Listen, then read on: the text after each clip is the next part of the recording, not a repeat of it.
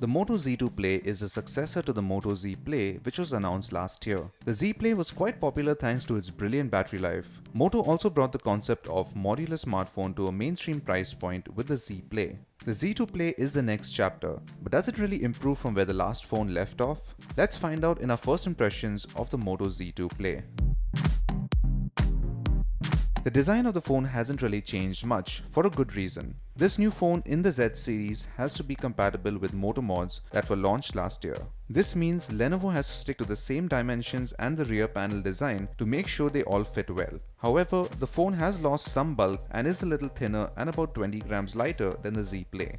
The back now has an aluminium panel instead of glass like on the previous one. The front still sports a 5.5-inch Super AMOLED display with a resolution of 1080 by 1920 pixels and Corning Gorilla Glass for protection. The display is vivid and the viewing angles are quite good.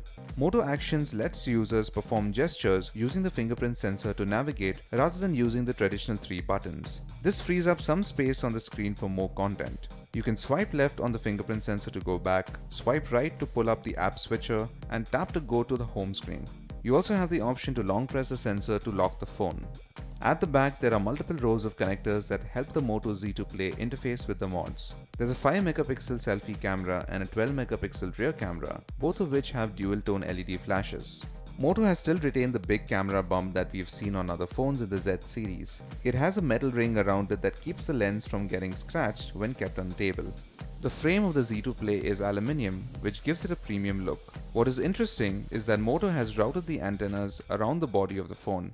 The Z2 Play has a USB Type-C port at the bottom and a earpiece that doubles up as a loudspeaker. It is powered by a non-removable 3000 mAh battery. The biggest change in the Moto Z2 Play is under the hood. Powering this phone is a Qualcomm Snapdragon 626 octa-core processor clocked at 2.2 GHz. There is 4GB of RAM and 64GB of internal storage, which you can expand.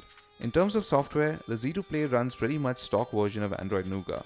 In our limited time with the Z2 Play, it looks like this phone is on the same path as the model it replaced. It will also be competing with phones like the Oppo F3 Plus and the OnePlus 3T at its price.